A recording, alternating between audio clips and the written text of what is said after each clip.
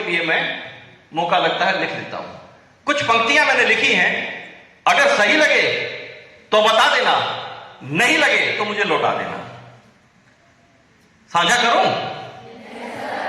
तो चल एक कदम, एक बेटी अपने पिता को कह रही है और बीच बीच में पिता भी शायद उसको संबोधन कर रहा है कि तू चल एक कदम, मैं 2 कदम बढ़ाऊंगी।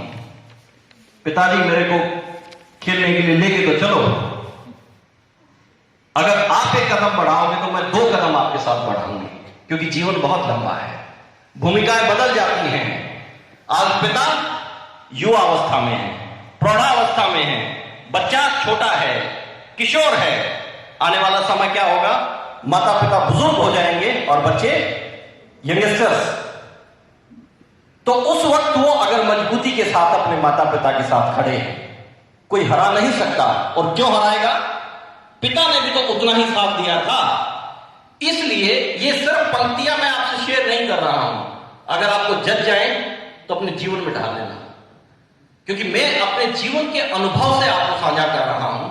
तो चल एक कदम, मैं 2 कदम बढ़ाऊंगी, उंगली थाम ले मेरी, मैं दौड़ भी लगाऊंगी।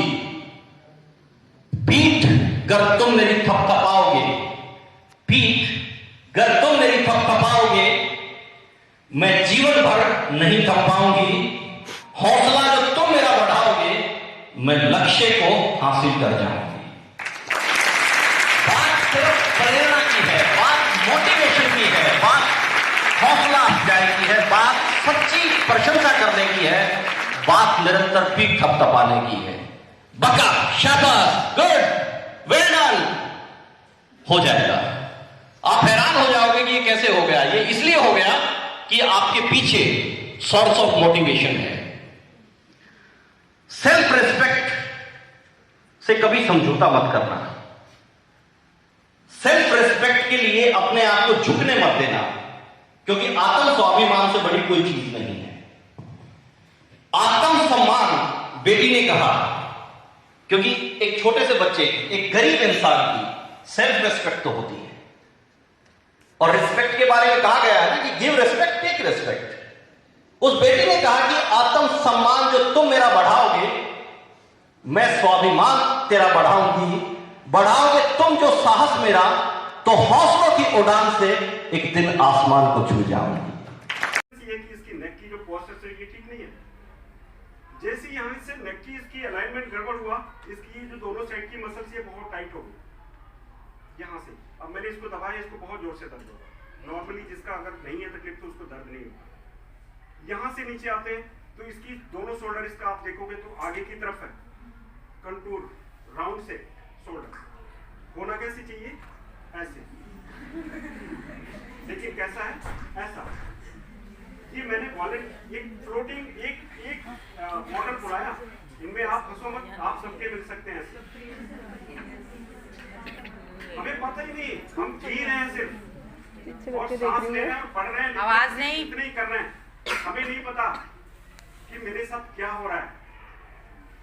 इसको भी नहीं पता, इसके पेरेंट्स को भी नहीं पता, जो नॉन मेडिकल, जो मेडिसिन देने वाले डॉक्टर हैं उनको भी नहीं पता। मैं किसी के ऊपर वो नहीं कर रहा हूँ, लेकिन जो मेडिसिन देते हैं वो अगर ये जाएगी किसी भी डॉक्टर के पास, सबसे पहले इसको दर्द होगा तो डॉक्टर के पास जाएगी।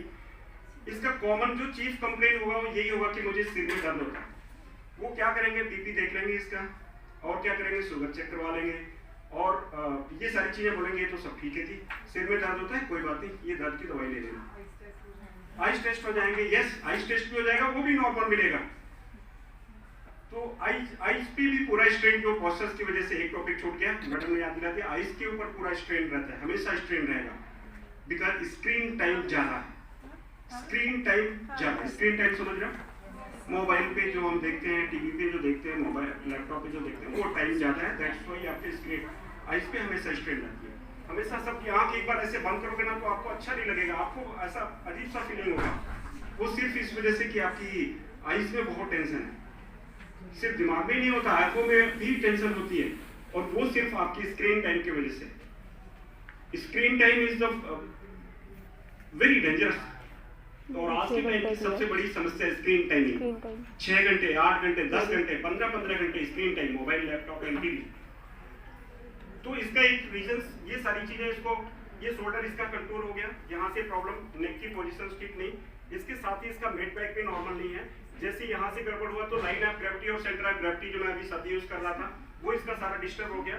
इसके नी में भी प्रॉब्लम हो सकती है, इसके एंकल में भी हो सकती है और इसके दोनों हाथों में भी हो सकती है। दोनों हाथ सीधा करो बेटा। अब मैं यहाँ से दिखाता हूँ, इसकी उंगलियां दोनों एक साथ बराबर नहीं मिलेंगी,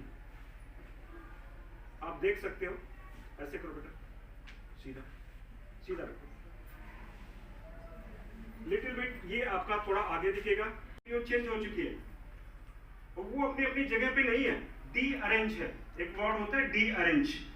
घुटने की एक बीमारी होती है internal D arrangement of the knee joint, बहुत बड़ा डायग्नोसिस डॉक्टर्स बना देते हैं, internal D arrangement of the knee joint. अब उसको हिंदी में क्या होना है, घुटना थोड़ा टेढ़ा मेढ़ा हो गया, हिला हुआ है, कुछ भी कह सकते हो, गोड्डा घिस गया, ग्रीस खत्म हो गई, जो भी व्हाटएवर, बहुत सारे शब्द हैं जो हमें सुनने को मिलता है। तो ये सारा चीजें, तो ये आपका डी अरेंज हो गया, आपकी पूरी बॉडी डी अरेंज है। तो ये सारी इसका आपके मैंने बता दिया कि ये सिर्फ, और इसका रीजन है कि इसका पोस्चर ठीक नहीं है, इसकी पढ़ाई ठीक नहीं होती होगी, कैसे बैठ के पढ़ती है, कहाँ बैठ के पढ़ती है, बस में गाड़ी में कैसे सफर करती है, ये सारी चीजों को नहीं पता। बचपन से इसकी ऐसी ही करने की आदत होगी। ये ऐसा भी नहीं है कि एक दिनों में होता है, बहुत कई महीनों का या कई सालों का प्रोसेस होता है, धीरे धीरे धीरे धीरे चल जाता है। ये सब ऐसे ही सेप हो जाता है। स्पाइन का जो नॉर्मल कर्वेचर होता है, अंग्रेजी का जो एस लेटर होता है वैसा होना चाहिए, अंग्रेजी का जो एस लेटर। अब पोस्चर्स की वजह से वो जो एस लेटर है कई बार बहुत ज्यादा एस लेटर में चला जाता है, कई बार बिल्कुल सीधा हो जाता है और कई बार टेढ़ा हो जाता है और कई बार इस तरह से शेप आ जाती है। तो सिंपली आपको मैं इसमें ऐसा बहुत कुछ कॉम्प्लेक्स नहीं बता रहा हूँ, आपको सिंपली एक बस सिंपल एग्जांपल की बैठना कैसे वो बता देता हूँ। और आप अपने लिए टाइम जरूर देना, आप अपने को भी मोटिवेट रखो, पड़ोसियों को भी रखो, अपने गांव, अपने शहर, अपने माँ बाप, अपने रिश्तेदार, सबको बोलो आपको जो मैंने बताया है अगर इस तरह से नहीं करोगे तो ये सारी चीजें आपके साथ या किसी और के साथ, मैं भगवान से प्रार्थना करूंगा कि किसी को ना हो, लेकिन अगर ऐसा नहीं करोगे तो होने की संभावनाएं पूरी होगी।